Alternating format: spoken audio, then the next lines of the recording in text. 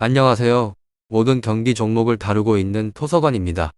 하루도 빠지지 않고 많은 경기들의 조합픽을 프리미엄 정보방에서 매일 공유하고 있습니다.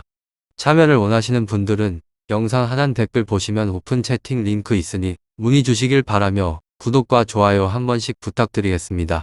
그럼 이번 경기 정보 시작하겠습니다. 한국 시리아 축구와 관련하여서 한국팀은 조에서 2위를 달리고 있는 중으로 시리아팀은 1무 1패로 조에서는 4위에 있습니다.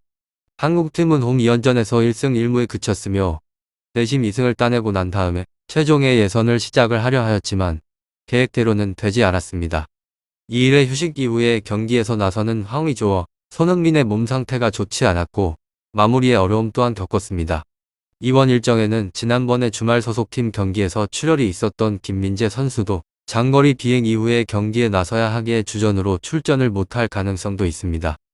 그렇지만 황희찬 선수가 에피로 옮겨서 최고의 활약을 하고 있었던 분데스리가 상위권 팀의 주전의 공격수로 성장을 한 정영도 출격을 합니다. 전북의 상승세를 이끄는 백승호의 주전 출격도 기대를 해보실 수 있습니다. 다음은 시리아 팀인데 두 경기에서 승점 1점에 그친 곳이긴 하지만 출발에 있어서는 그리 나쁘지 않습니다. 최강이란 원정에서 접전을 끝에 분패를 하였지만 아랍에미리트전에서 승점을 따냈습니다. 알 아마드와 크로마 등의 최종의 수비진이 발재간과 높이를 모두 맞추고 있는데 좀처럼 위기에 빠지지 않습니다. 유세프와 카르빈 등의 전방의 공격진도 찬스에서 머뭇거리는 선수들은 아닙니다. 한국 시리아 이 두 팀에 있어서 결론은 한국의 승리를 보고 있으며 권창훈이 전거비인 대파열로 빠졌고 손흥민, 황의조와 김민재가 소집일보다 하루 늦게 들어오지만 홈에 이점은 있습니다. 무엇보다 백승화와 이동경 등 K리그에서 뛰는 선수들이 최근에 최고의 폼을 보여주고 있는 상황인데 황희찬, 정우영, 이재성이 최전방에서 시리아의 수비진을 뒤흔들 것 같습니다.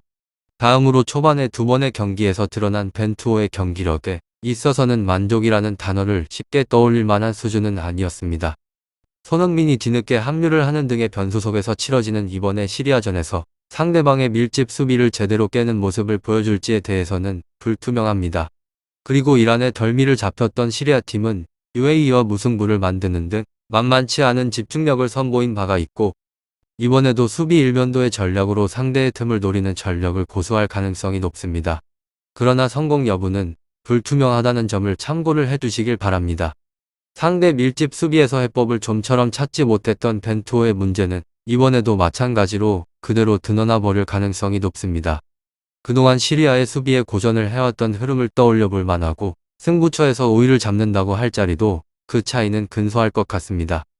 한국 시리아 축구에 있어서 한 골 이상의 득점력을 과연 한국이 보여줄지에 대한 전망은 엇갈리는 점으로 그러나 앞선 경기를 돌아보게 되면 시리아의 수비에 고전을 해왔던 패턴을 그대로 반복을 할 가능성이 있을 거라 보여집니다. 다음으로 대한민국 팀은 조에서 2위로 승승승무승 지난번에 예선전에서 이번에 경기를 치르게 되었는데 1승 1무를 거뒀습니다. 경기력에 있어서는 굉장히 답답하였고 결과물에 있어서도 아쉬운 점이 많은 곳이었습니다. 이번에 라운드도 역시나 낙승을 기대를 하기에는 어려움이 있을 것 같습니다. 감독이 벤투로 전술적으로 다양성을 기대를 하기란 힘이 들고 4-2-3-1 또는 4-3-3 포메이션을 축으로 삼아버리고 난 다음에 선수들에게 다양한 변화를 요구를 하긴 하지만 전술적인 유연성에 있어서는 부재가 크게 작용을 하는 상황에서 빌드업에 매몰이 되어버린 상황입니다. 한마디로 자기가 추구를 하고 있는 플랜대로 경기가 운영이 되지 않을 때에는 대비를 해야 하는 대안이 부족하다는 점입니다. 다시 답답한 경기력을 노출을 할 예정으로 보고 있는 분들이 굉장히 많이 있습니다. 소속팀에서 맹활약을 하던 선수들 또한 대표팀의 유니폼만 입게 되면 활약이 저조하다는 것입니다. 한국 시리아 손흥민 선수의 쾌조의 퍼포먼스를 보여주긴 하지만 국대에서는 느그응 모드이며 차라리 아시아권의 팀들로 하여서 상대로 출전 시간을 줄이는 것이 팀적으로는 도움이 될 것으로 보여집니다. 최고의 주가를 달리고 있는 황희찬 선수 또한 대표팀에서 크게 보여준 것은 없는 것이 사실입니다. 결장자는 아직 정보가 없습니다. 다음으로 시리아 팀인데 조에서는 4위로 승승패패무 이 팀은 공격에 저항이 불가능한 곳으로 상대방의 공세에 90분 내내 수세에 몰릴 것이 자명한 곳이기도 합니다. 공격의 선택지에 있어서 다양하지 못하는 점이 굉장히 아쉬운 점이라고 보여집니다.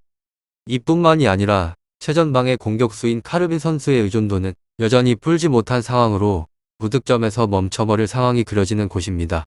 이 팀에 있어서 변수도 존재를 하는데 맞대결의 전적이라는 점입니다. 역대 전적인 7전 1승 3무 3패로 생각보다 허각세를 가져가는 곳으로 심지어 모든 경기를 통틀어서 전부가 한 골 차이의 승부였습니다. 작정을 하고 버티기 때문에 당연히 상대방의 공격을 답답하게 만드는 곳으로 이 점에 대해서도 생각을 해보시면 좋을 것 같습니다. 한국 시리아 축구와 관련하여서 어느 곳이 우세한지에 관해서는 따로 설명을 드리지 않아도 될 것 같으며 다른 궁금하신 사항에 있어서는 문의를 주시면 되겠습니다. 유익한 정보가 되셨다면 구독과 좋아요 한 번씩 부탁드립니다. 그리고 최종 조합과 정답지는 항상 프리미엄 정보방에서 항상 공유하고 있으니 참고해 주시고 이번 영상 마무리하겠습니다.